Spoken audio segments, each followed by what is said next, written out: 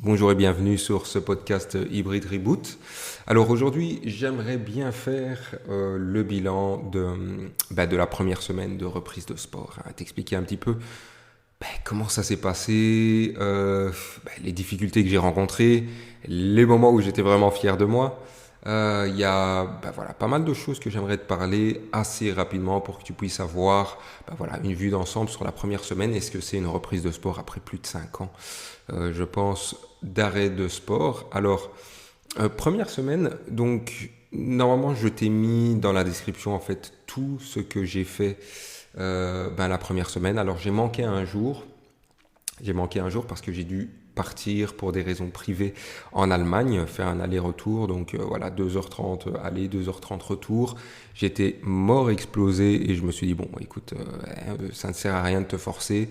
Surtout pour une reprise, on évite au maximum les blessures et ce qu'on veut, c'est gagner. Donc, on gagne évidemment en faisant attention aussi à sa santé, hein. Donc ça, c'est vraiment important. Première chose, donc ça a été vraiment un mélange, hein. Donc pour décrire ma semaine, c'était vraiment un mélange de musculation et de course. Alors c'est la première fois que je fais ça de toute ma vie, courir. C'était vraiment, allez, la première fois, bon, je l'ai déjà fait quand j'étais beaucoup plus jeune, tu sais, un peu avec l'école en excursion et tout ça, enfin des sauts à longueur, tout ça, mais tu sais, vraiment, quand tu n'as plus fait ça pendant des années et des années, je pense, courir, je l'ai plus fait depuis plus de 10 ans, je pense, c'était vraiment, vraiment, vraiment hardcore. C'était vraiment, vraiment hard. Et pour te dire, en fait, les défis que j'ai rencontrés, on va commencer par ça, les défis que j'ai rencontrés, c'était des douleurs au niveau de la peau. Attends, tu vas me dire, mais qu'est-ce qui se passe au niveau de la peau? T'étais en train de bronzer en même temps ou quoi que ce soit? Non, pas du tout. En fait, lorsque j'ai commencé à courir, je me suis d'abord échauffé, évidemment. J'ai commencé à courir. Qu'est-ce qui se passe? Je sens des petites démangeaisons, comme si on m'avait mis des fourmis entre mon muscle et ma peau, tu sais, au niveau, on va dire, de la graisse, hein, tout simplement. Et qui commençait à me gratter comme ça, à me chatouiller et à me gratter en même temps. Donc c'est une sensation vraiment désagréable, mais c'est vraiment un truc de fou. Je me suis dit, mais c'est pas possible. Attends, mais qu'est-ce qui m'arrive? Attends, bon, je continue à courir. Je fais une petite pause entre temps parce que j'ai plus de souffle. Qu'est-ce qui m'arrive? Ça commence à gratter partout. Au niveau de la sangle abdominale, c'était incroyable. Je me suis dit, c'est pas possible, ça me gratte. Alors je commence à lever mon t-shirt, je commence à gratter. Enfin, je me dis, mais non, c'est pas possible, ça doit être la qualité du t-shirt, c'est pas normal. Et alors je continue à courir comme ça, il fallait que je cours 20 minutes. J'ai fait les 20 minutes avec beaucoup, beaucoup de pauses. Je les ai pas tenues, hein. Je pense que toutes les 2 minutes 30, je me suis arrêté. C'était vraiment affreux.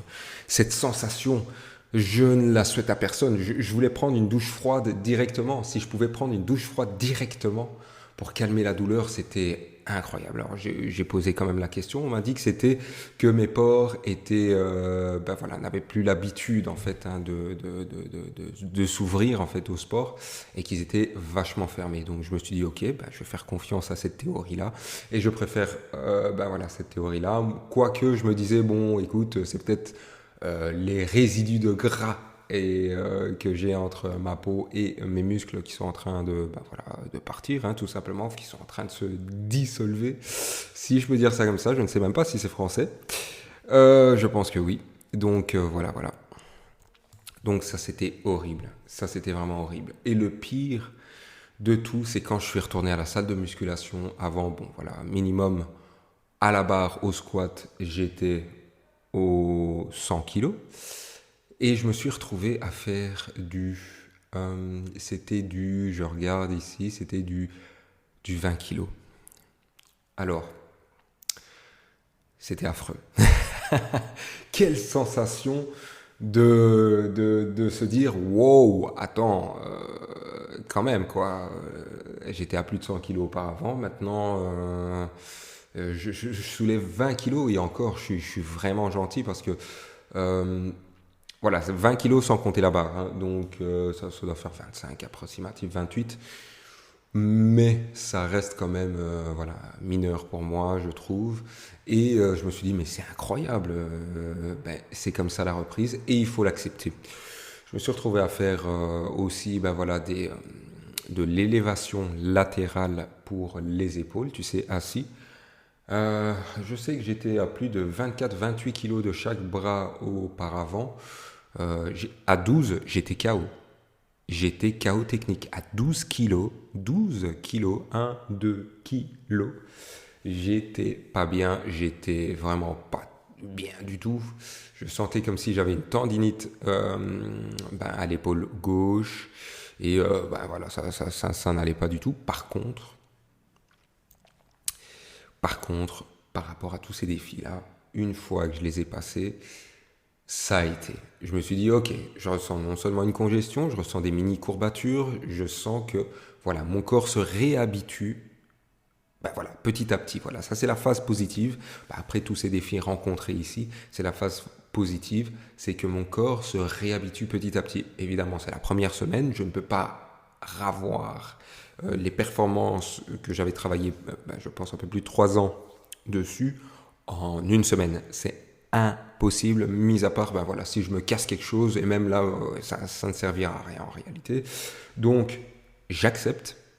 C'est vraiment d'accepter. Je ne sais pas si toi, tu reprends la musculation ou le sport ou la course à pied. Évidemment, je fais aussi du saut à l'élastique. Je vous invite à aller cliquer dans la description pour aller voir mon Instagram tout simplement parce que j'allie vraiment les trois, course à pied, musculation et corde à sauter.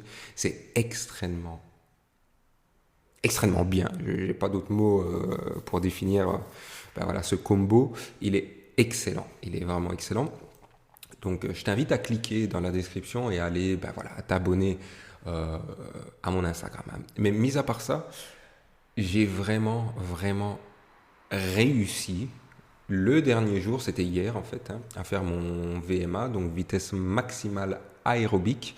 Donc j'ai fait un échauffement et ensuite j'ai dû courir pendant 6 minutes non-stop pour voir en fait la distance que je faisais. Alors la distance, je l'ai ici, c'était 0,60, je pense qu'on était à 0, ouais, on est à 0,69 km. Et donc je me suis dit, écoute, moi j'ai envie de faire les 20 km de Bruxelles en mai 2025, combien de temps il me faudrait pour que je cours 20 km, évidemment, si j'ai la capacité, l'endurance plutôt, parce que les capacités, on les a, mais l'endurance, si je devais courir demain, combien de temps ça me prendrait? Et j'étais, si je me rappelle bien, alors de tête, à 2h48 pour 20 km. Je me suis dit, bon, ok, il va falloir améliorer ça parce qu'il y a des personnes qui le courent en 1h15, 1h20, je pense. Quelque chose comme ça. Donc, il faudrait que je fasse le double d'effort. Clairement, première semaine, c'est impossible. Il faut dire les choses comme ils sont. Tu vois, il faut vraiment être vrai avec soi pour pouvoir déterminer ton gap par rapport à l'amélioration. Parce que si tu te dis non, je suis le meilleur, je suis la meilleure, je peux tout faire, en réalité tu ne sais même pas où tu te trouves actuellement et calculer en fait ton gap par rapport à à ton j'allais dire expansion, c'est pas du tout ça, à l'amélioration que tu peux faire tout simplement. Donc voilà. Aussi, je précise, j'ai été voir un podologue. Donc voilà, c'est ceux qui s'occupent des pieds. Je me suis trouvé avec une ancienne athlète qui a fait les JO de 2012, si je me souviens bien, et qui m'a vraiment bien conseillé par rapport à mon pied. Donc si tu commences aussi la course à pied, je t'invite vraiment à aller voir d'abord un podologue pour comprendre et savoir si tout va bien dans ta démarche, dans ta posture, dans tous tes os, tes articulations. C'est vraiment intense.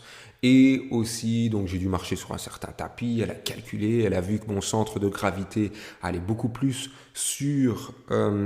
c'était sur le talon gauche, et que moi j'ai les pieds plats. Et il y a encore plus plat que moi, donc j'ai été vraiment, j'étais quand même choqué. Je me suis dit, bon, c'est pas possible, avoir plus plat que moi. En plus, je chose du 45-46. Je peux te dire quand même que j'ai des grands pieds, et je me suis dit, bon, ok.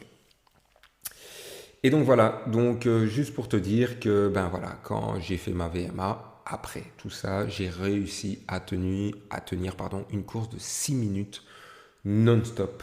Et donc, voilà. Donc ça, c'est les progrès de la première semaine. Alors, je te mettrai en description, évidemment, mes entraînements. Comme ça, tu peux suivre au fur et à mesure. Et puis, n'hésite pas, si tu as aimé ce genre de podcast, et que tu aimes suivre en fait les débuts d'une personne jusqu'à ce qu'elle soit vraiment fière d'elle. Donc, si tu as aimé ce podcast plutôt, n'oublie pas de t'abonner, abonne-toi à la chaîne pour ne rien manquer de mon aventure. Aussi, laisse un petit like, ça fait vraiment plaisir. Laisse un petit like et partage avec les personnes qui commencent aussi certainement ou qui sont curieux ou curieuses de voir comment un athlète hybride démarre de zéro pour pouvoir arriver jusqu'à faire des compétitions d'ici quelques temps. Donc on se laisse vraiment le temps, mais on continue et on continue. Donc voilà. Surtout dites-moi aussi en commentaire comment ça s'est passé, si vous êtes en reprise de sport tout simplement, et si tu as des questions, n'hésite pas à me les poser, comme ça j'y répondrai au prochain épisode surtout. Donc merci à toi et à la semaine prochaine.